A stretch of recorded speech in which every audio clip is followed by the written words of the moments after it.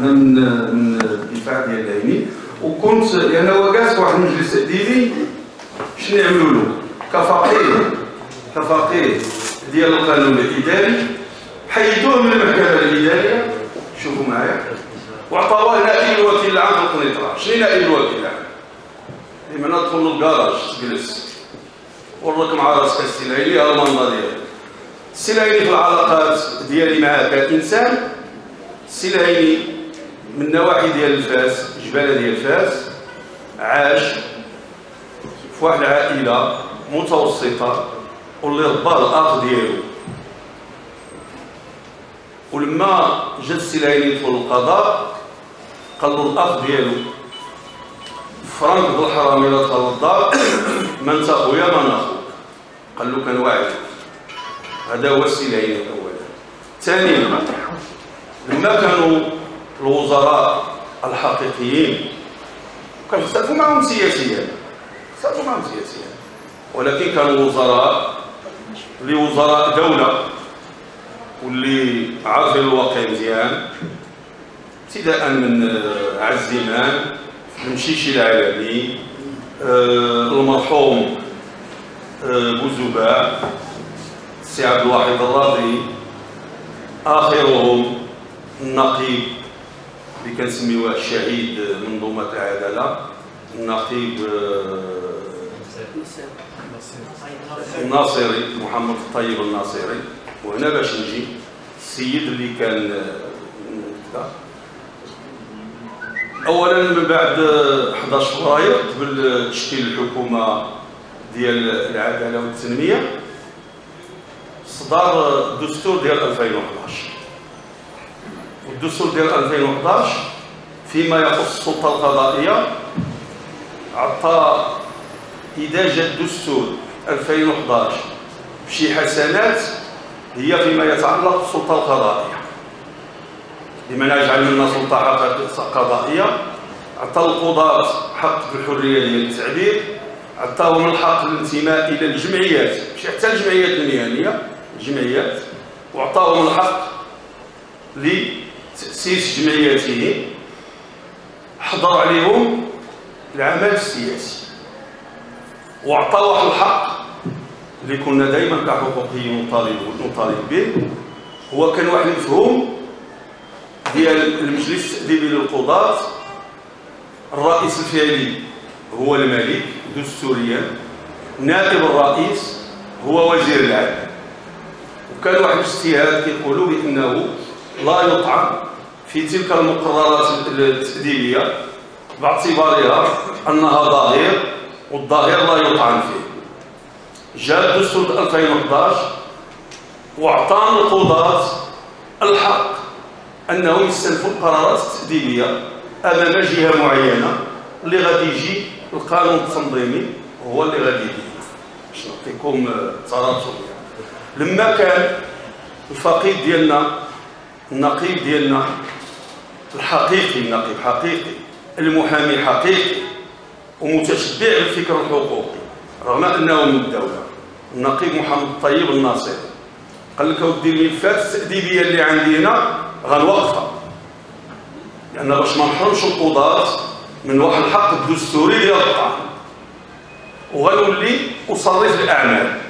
والملفات التأديبية لا ننتظروا حتى ينزل القانون التنظيمي ويعطينا القضاة الحق ونحركوا له الملفات التأديبية. شوف الإنسان كيف كان يفكر ومشى غير المنطق. لما جا الميد ضرب داك الشيء، احنا باقي كنهضروا على استمرار المرافق، ضرب على داك الشيء ومشى بسرعه في التأديب وبدا بالملف ديال البقاش. لماذا الملف ديال البقاش بدا فيه؟ لانه ما جاو شعار محاربه الفساد وبغاو يعملوا واحد البروباغندا وعملوا هذا البقاش، من احنا بدينا الفساد. جاو وضربوا ذاك الحق الدستوري وتاخروا في القوانين التنظيميه اللي باقا لحد الان باقا ما صدرت، ولاو كيأدبوا القضاة ويعزلوا اللي يعزلوه على حسب هواهم. منهم دابا حاليا الدكتور الهيلي. دابا حاليا في الرساله الموجهه للملك وجهنا كدفاع الهيلي رساله نرمي كرئيس ديال المجلس ديالي نيابه عن الملك كنقول له خصك توقف المتابعه حتى نشوفوا الملك شغال ان الملك هو الرئيس وبان اعلى سلطه السريه هي الملك باش نعطيكم التطورات وكنأكد ما قاله السي المهداوي.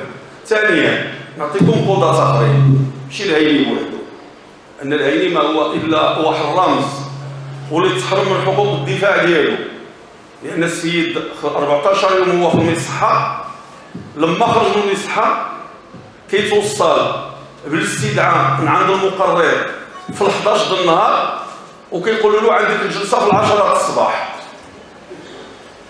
تصوروا معايا لما ما مشاش الهيني صيفط رساله كيحتاج داروا له تقرير غيابي دون في الاول رفضوا يمكنوه من الشكايه هل خط السافر لحقوق الدفاع نعرفوا شكون اللي وضع هذه الشكايه كيقولوا له كاينه شكايه ارى يا سيدي نسخه من الشكايه ما غنعطيوها لكش هذه داخله في السريه واش حقوق الدفاع وضمانات المحاكمه العادله سريه.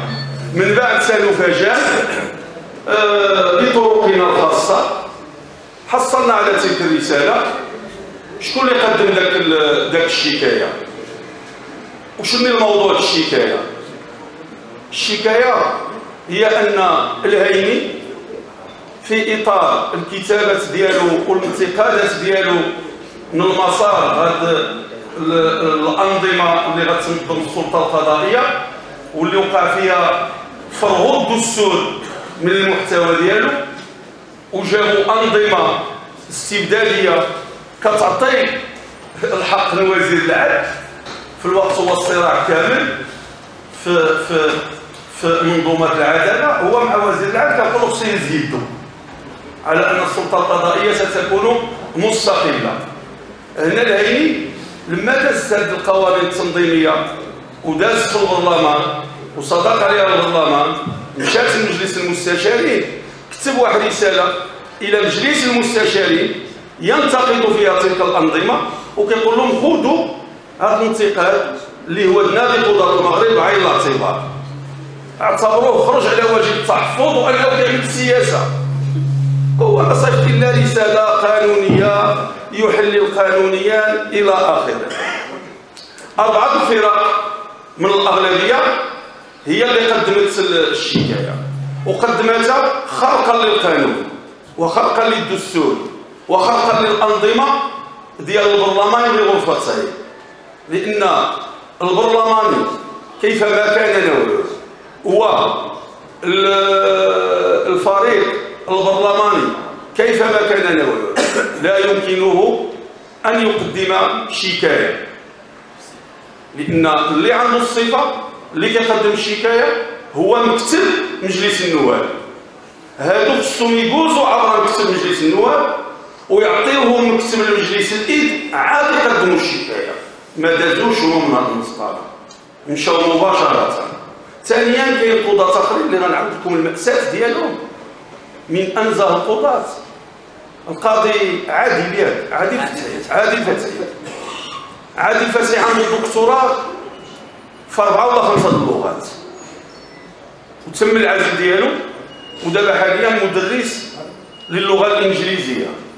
غير واحد المعلومه دابا اتصال جديد دابا وزير العدل كيدير فيسبوك كتب بحال العدل كتب غير جمله في فيسبوك دابا هو عيطوا له للتحقيق وكيعيط دابا الكاتب العام الوطني ديال العدل قال لي سابقه في تاريخ المغرب كتب جمله بسيطه جدا. احنا لان علاش هذا صديق ديالنا السميه ديالو مشات لي شنو سميتو المهداوي عادل فتحي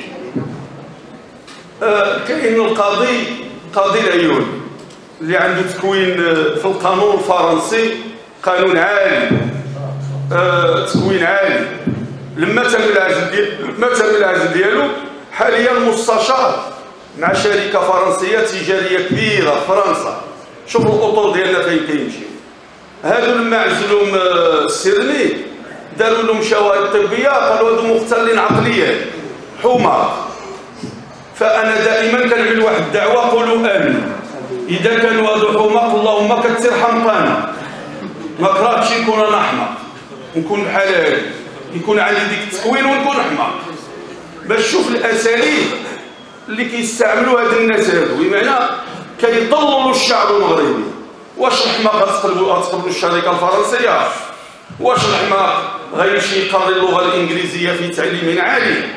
اذا هذه كنضيف الاضافه ديال السي المهداوي حول العلم وحول القضاة الشرفاء. الا كاين شي سؤال